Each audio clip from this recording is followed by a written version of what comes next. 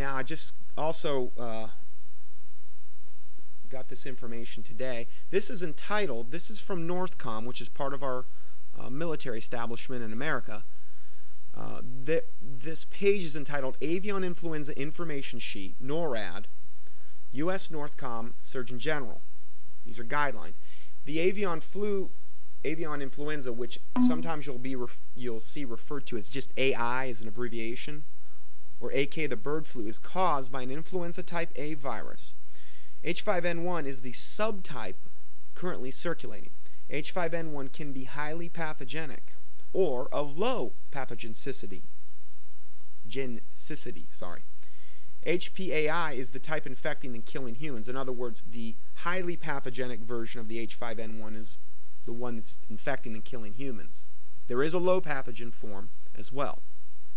Now, the symptoms from the H5N1 bird flu range from the typical flu like fever, cough, sore throat, muscle aches, to eye infections, pneumonia, and other complications such as severe respiratory distress requiring ventilation support. There's the full link to that website as well. Now, the current Avian H5N1 complicating factors compared to the 1918 H3N2. So let's kind of compare the two here. The H5N1 hasn't even mutated yet into a human-to-human strain, where one human could readily and easily pass the H5N1 virus to another human. Now, there has been some documentation where that actually has occurred, but it hasn't occurred easily. It's occurred like with close family members that were like under the same roof. And we're talking when it mutates to an easily transferable form, it will be even more virulent. It already is more virulent than the Spanish flu of 1918, but when it gets to that stage, who knows? Also, we have air travel now that we didn't have in 1918, which allows the virus to spread much quicker. Also, there's a higher world population, as and the current demographics, more people are living in cities, there's a higher world population. In other words, people are more in closer proximity to one another where they could transfer the virus. This is another thing that's kind of a red flag. The next point is there's a higher percentage now of immune-compromised population. In other words, there's more people that are living a lot longer as opposed to 1918. So there's a lot more elderly. They have compromised immune systems. There's a lot more HIV exists, whereas it didn't exist in 1918. There's autoimmune diseases right now that did not exist in 1918. We also have the soil depletion because they're growing plants in soil that essentially everything's been removed except nitrogen, phosphorus, potassium, which is called NPK, which is a fertilizer they spray.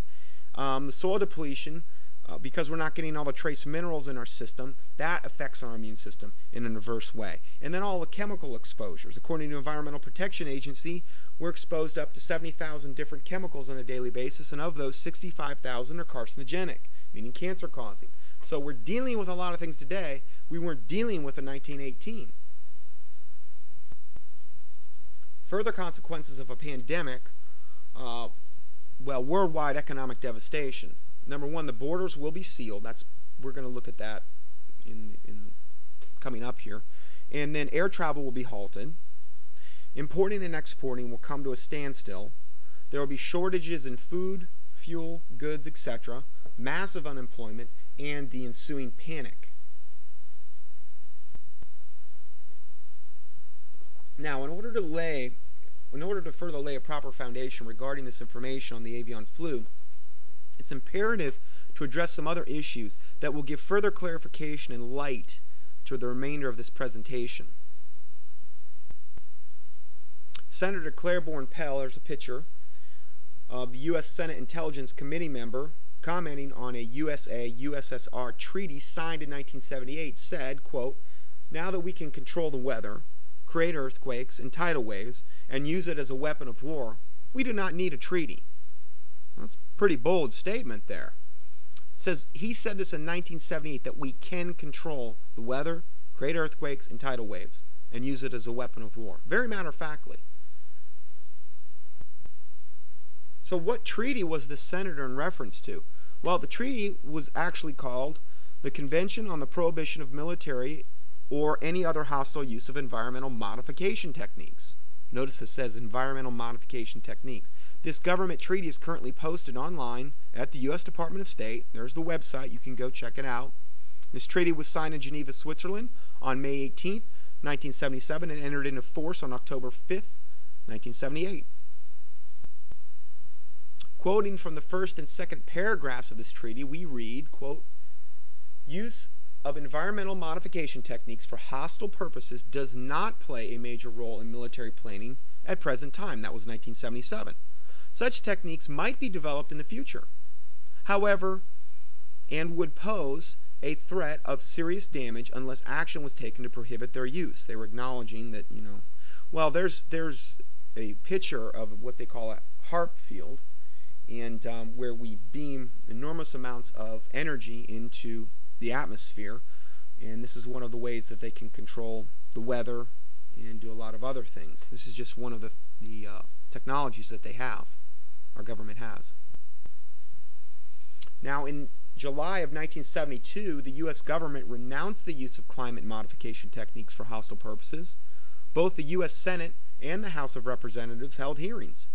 Beginning in 1972, and the Senate adopted a resolution in 1973 calling for an international agreement prohibiting the use of any environmental or geophysical modification activity as a weapon of war. Again, this was kind of a matter-of-fact thing. They were just trying to prohibit the use of it.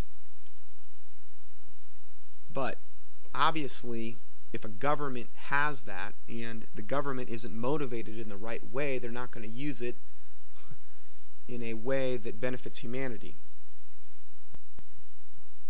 Now, the word geophysical is defined as the physical processes and phenomenon occurring especially in the earth.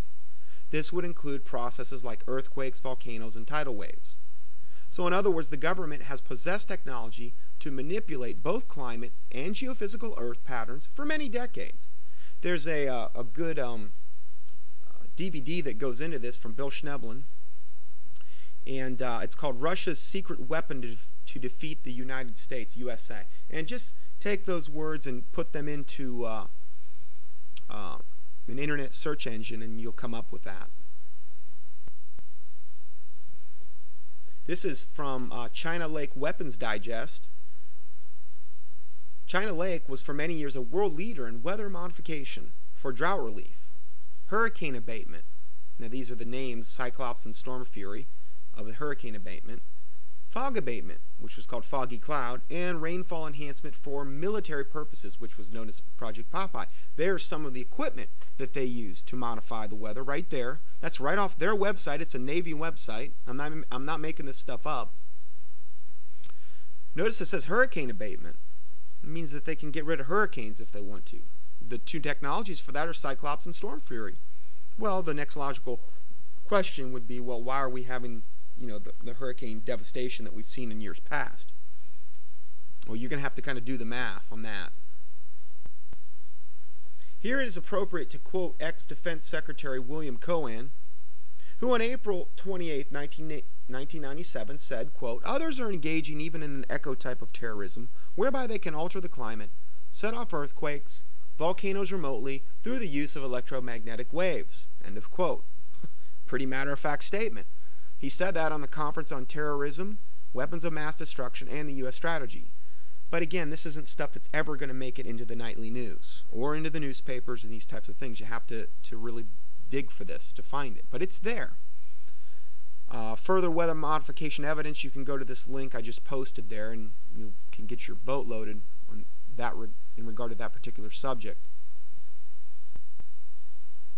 Now, the U.S. Senate Bill 517 and U.S. House Bill 2995 says these bills would allow experimental weather modification by artificial methods and implement a national weather modification policy, and are on the fast track to be passed in 2006. As far as I know, these bills still haven't went through yet.